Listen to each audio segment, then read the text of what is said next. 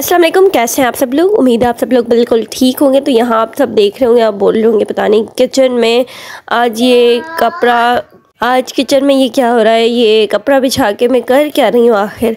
असल में मैं बिजली बचा रही थी। बिजली के बिल्स इतने आ रहे हैं कि इतने बिल्स आ रहे हैं कि अगर हम बिजली के बिल बचा लेना तो हमारी अपनी खुद की एक प्रॉपर्टी 1 साल में खरी हो जाएगी।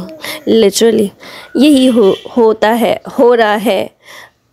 तो यहाँ पर मैं बच्चों के कपड़े इस्त्री कर रही थी। मैंने सोचा कि बिजली का बिल बचा ही रही हूँ तो मैं सारे घर के जितने भी कपड़े हैं जो नहीं भी पहनते ना हम लोग, वो भी सारे निकाल के मैं बैठ के इस्त्री करती हूँ, जिससे मेरी प्रैक्टिस अच्छी हो जाएगी।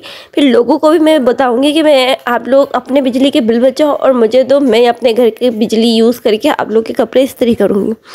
तो ये मैं बिज़नेस खोलना असल में चाह रही थी। तो कहते हैं ना, प्रैक्टिस मेक परफेक्ट। तो बस ये मैं प्रैक्टिस कर रही थी जिससे कामयाबी मिल जाए शायद मुझे। तो बिजली के बिल से तो तमाम लोग परेशान हैं।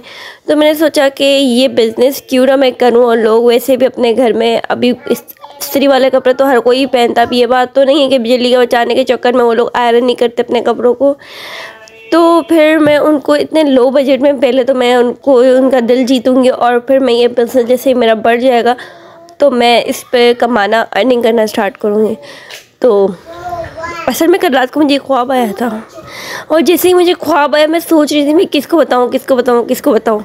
पर जब मैं बोलती हूँ ना कि मुझे कोई ख्वाब आया है, बैठो अम्मी सुनो या उमैर आप सुने या कोई किसी का भी बोलती हूँ ना सुनो, तो मुझे कहते हैं यार तुम्हारे ख्वाब, एक तो तुम रात को सोती नहीं हो, जब सो जाते हो तो तुम अजीब व गरीब चीज़ें ख्वाब में देखती हो।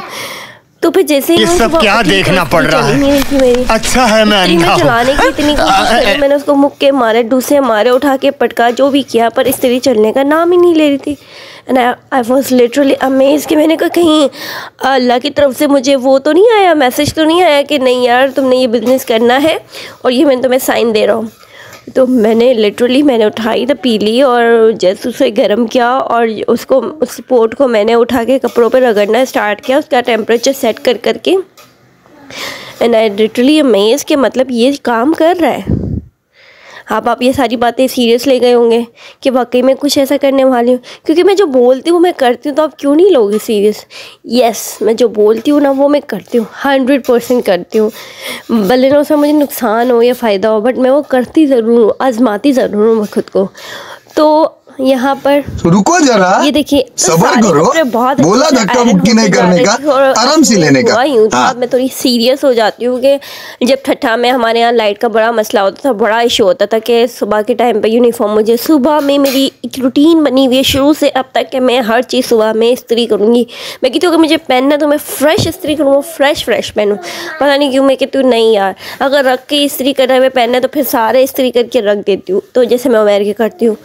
तो पर मैं जब पहना तो मेरा यही था, मैं यूनिफॉर्म सुबह में उठ के इस्त्री करती हूँ। कभी कभी क्या होता था लाइट चली जाती, फिर मैं पंगे स्टार्ट कर देती थी अपनी अम्मी के साथ। मैं कहती थी लाइट नहीं है, मैं ये कपड़े पहन के नहीं जाऊँगी, मुझे छुट्टी करनी है। तो अम्मी कहती थी दे मैं इस्त्री कर दूँ।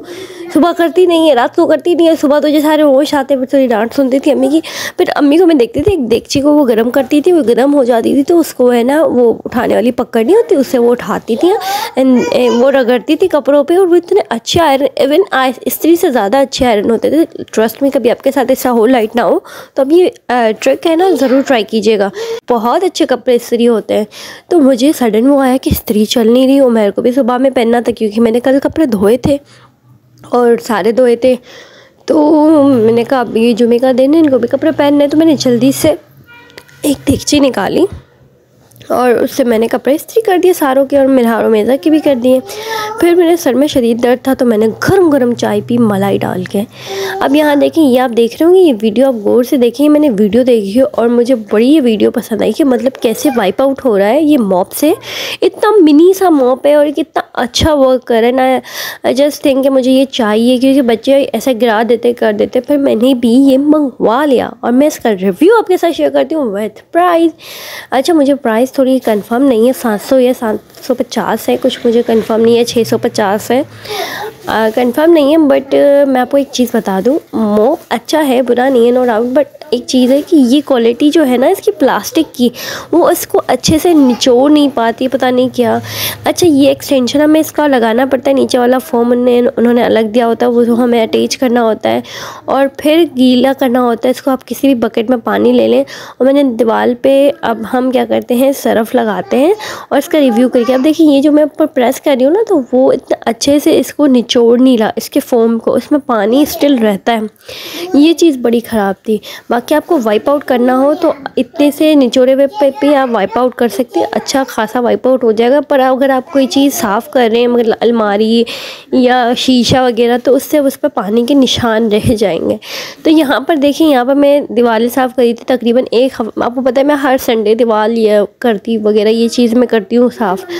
तो इस संडे अभी पॉसिबल नहीं हो पा रहा था मुझे मेरे लिए करना, तो मैंने फ्राइडे के दिन मैं फ्री जल्दी हो गई, तो मैंने सोचा कि अब मैं पोछे लगाने से पहले दीवारों को, सारे घर की दीवारों को, घर छोटा ही है तो सारी घर की दीवारों को ऊपर तक मैं साफ़ करती।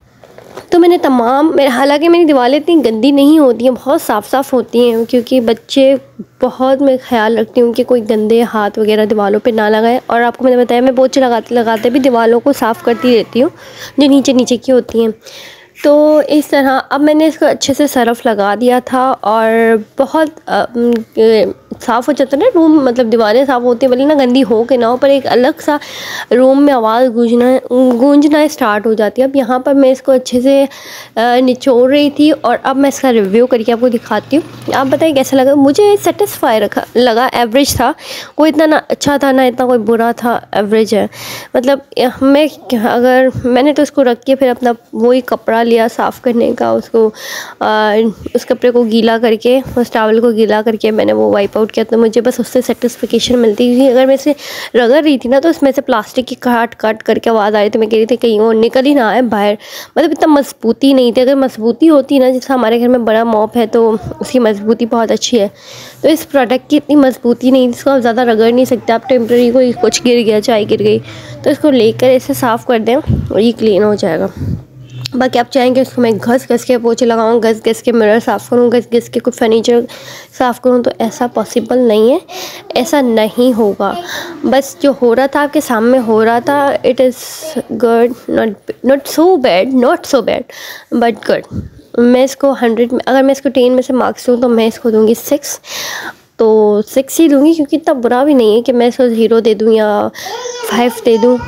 तो मतलब काम कर रहा है ना, तो मैं 6 देना चाहूँ। देखिए ये निचोड़ता नहीं है पानी को सही से। अब ये देखिए इससे कितना पानी जमा था, अच्छे से पानी को निचोड़े ना तो। और इसके जो प्लास्टिक की जगह उन्होंने वो अगर रोड लगाई भी होती ना लोहे की इसके ग्रिप के लिए, तो वो बहुत अच्छा हो जाता, ग्रिप इसकी बहुत अच्छी हो जाती है। अगर उसको रगड़ रही हूँ ना ज़्यादा, तो प्लास्टिक बाकायदा से आवाज़ कर रहे हैं कि बहन बस कर दे वरना मैं बाहर आ जाऊँगा पूरा का पूरा।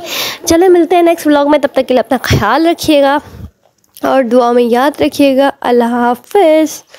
और हाँ, ये डिफरेंट वेबसाइट पे अवेलेबल है, आप फेसबुक से, दराज से और बहुत तरह की डिफरेंट वेबसाइट से आप इसे बाय कर सकते हैं। Thank you for watching.